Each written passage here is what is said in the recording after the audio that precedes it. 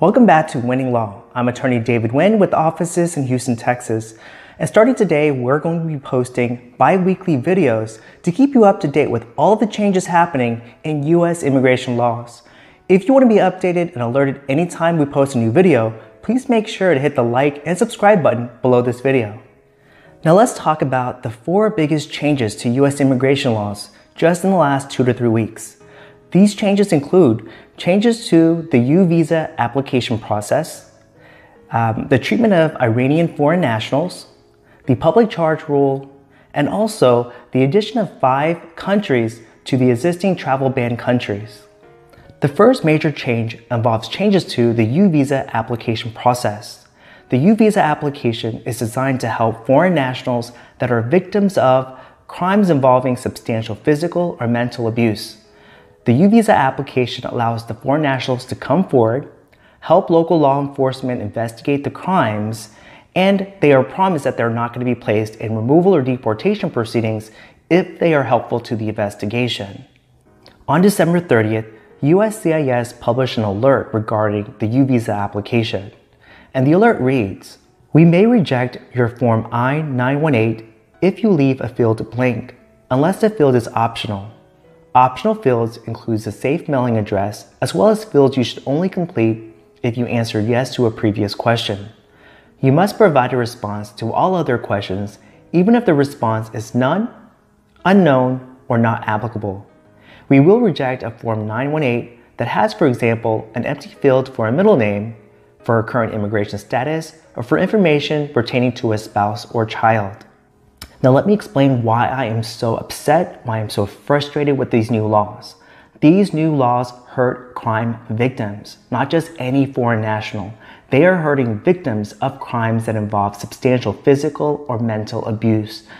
You have to understand that these crimes involve kidnapping, murder, rape. These are the kind of crimes that these victims have encountered. And now these victims are sticking out their necks to help local law enforcement investigate these crimes, and yet the government is making it very hard for them to stay protected and not risk being placed in removal or deportation proceedings.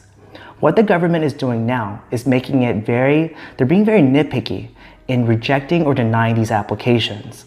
Let's say, for example, back in the past, a person applies for a UVisa application and that foreign national does not have a middle name. So that person would fill out the application.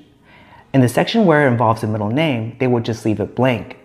The foreign national would submit their birth certificates, their passports, other forms of ID to show they've never had a middle name.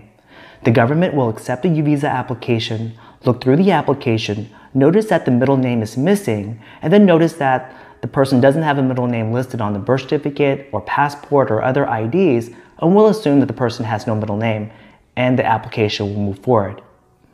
Now, with the most recent changes on December 30th, if a person has no middle name, they leave the middle name spot blank, even though they submit their birth certificates, their IDs to show that they have no middle name, the government is still going to reject and deny that application and make it harder for that UVisa applicant to apply for benefits. And this is why the changes to the UVisa application procedures is making America less safe overall. If foreign nationals are afraid to come forward with information that could be helpful to a crime investigation, it makes Americans less safe. Now we will have more criminals running around just because the government is making it so difficult for these crime victims to want to come forward and provide useful information to an investigation. The second major change to U.S. immigration laws involves foreign nationals from Iran. Now, Iran has always been on the list of travel ban countries, meaning that it's very hard to get visas to come to the United States. However, before, if you were applying for an F1 student visa, an M1 vocational or technical school visa, or a J1 cultural exchange visitor visa, you can easily obtain these visas because they were exempt from the travel ban for Iran. However, now, we are getting reports that F1 students, M1 students, and also J1 cultural exchange visitors are finding it difficult to obtain visas to enter the country. They're getting their visas denied, and some people with an existing visa are having them revoked. Attorney, 27-year-old Ali Reza Yazdani Esfidajani hoped to continue graduate studies in agriculture at MSU, but his attorney Ghazal Mirani says he was detained by Customs and Border Protection on Sunday after flying into Detroit Metro on a student visa. To make matters worse, on January 29th, the U.S. government announced that Iranians are no longer eligible for the E1 or E2 visas to enter the United States. Now, the E1 treaty trader and the E2 treaty investor visas allow foreign nationals to come into the U.S. and start a business, work for that business, and it requires that these foreign nationals hire U.S. workers. Now, with the new ban in place, people that are trying to apply for a visa to enter for the first time are being denied. Also, people that are currently inside the United States with an E1 or E2 visa are now being told they cannot apply for extensions. So what these people will have to do now is close down shop, fire their US workers, and leave the country. And this not only hurts Iranian foreign nationals, it hurts the American public that are employed by these foreign nationals. Now, if you think it can't get any worse for people that were previously Iranian foreign nationals, think again.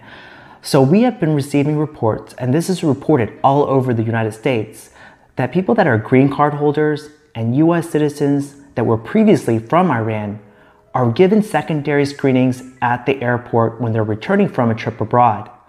During these secondary screenings, they are being taken out of the line and they're being grilled on their political affiliation and their political opinions, and they're being asked to give the Customs and Border Patrol their cell phones and passwords to all their social media accounts. Now let's talk about the third major change to U.S. immigration laws, and that is the Supreme Court's decision on the public charge rule. On January 27, 2020, the United States Supreme Court allowed the Department of Homeland Security to implement the public charge rule nationwide except for Illinois. The Supreme Court has lifted a nationwide injunction against a sweeping policy targeting low-income immigrants.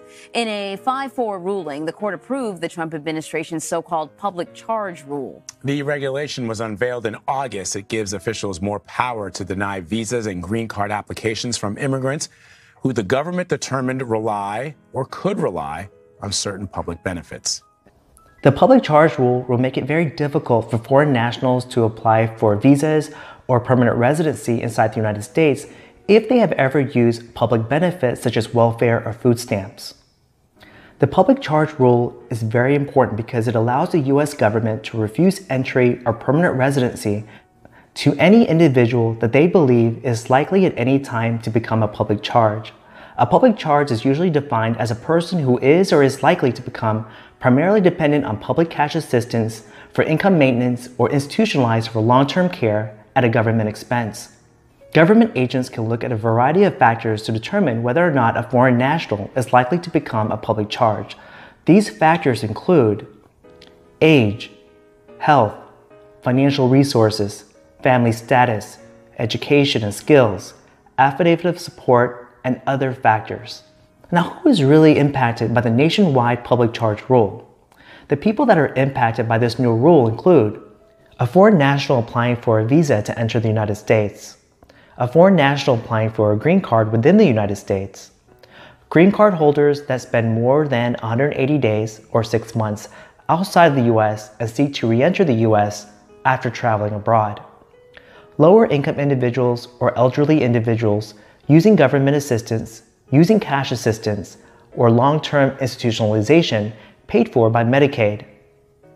Medicaid recipients, food stamp recipients, Section 8 housing assistance recipients, subsidized housing recipients, cash assistant recipients such as Social Security income, TANF, and general assistance.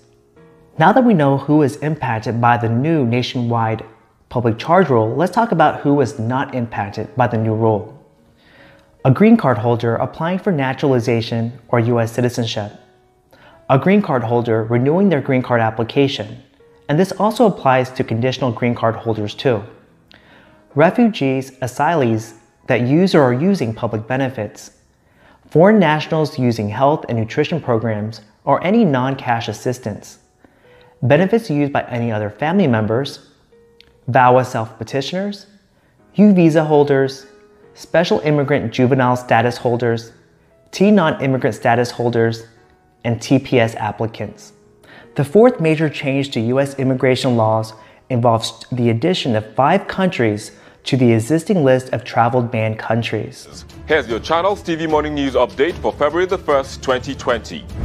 U.S. President Donald Trump has imposed a new travel ban restricting immigration from Nigeria and 5 other countries in an expansion of his administration's policy blocking travel from certain nations. In line with the new policy, citizens from Nigeria, Eritrea, Myanmar, and Kyrgyzstan won't be allowed to apply for visas to immigrate to the U.S. According to the U.S. government, the policy was designed to tighten security for countries that don't comply with the U.S. minimum security standards or cooperate to prevent illegal immigration. All of the travel ban countries happen to have one thing in common, and that is they contain a large population of practicing Muslims. On January 31st, 2020, the United States added 5 more countries to the list of existing travel ban countries. These countries include Nigeria, Eritrea, Sudan, Tanzania, Kyrgyzstan, and Myanmar. If you are a foreign national living in these countries, you will find it harder to obtain certain types of visas. Visitor visas, such as B1, B2 visas, are not going to be impacted. So if you want to come to the United States temporarily, it should not be difficult for you to continue to apply for these type of visas. Now, citizens of Nigeria, Eritrea, Kyrgyzstan, and Myanmar can no longer apply for visas leading to permanent residency or a green card. This means that if you are a U.S. citizen or green card holder and you're living in the U.S.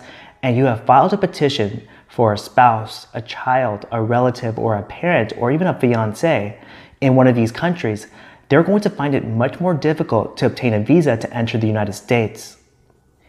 In addition to all of these changes, citizens of Sudan and Tanzania will no longer be eligible for diversity visas. And those are the top 4 changes to U.S. immigration laws just in the last 2 to 3 weeks. So if you want to be kept up to date with what's going on with U.S. immigration laws and policies, make sure to hit the like and subscribe button. That way you can always be alerted when we post new videos. Thank you again for watching Winning Law, and we hope that we have made immigration easy to understand.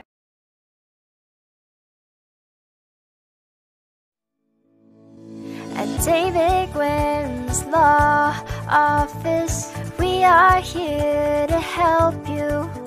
We bring families together through immigration. And on the other hand, we help you find solutions. All your legal needs in the hands of people who care, who are there for you. We'll take care of your loved ones at the Law Office of David Nguyen.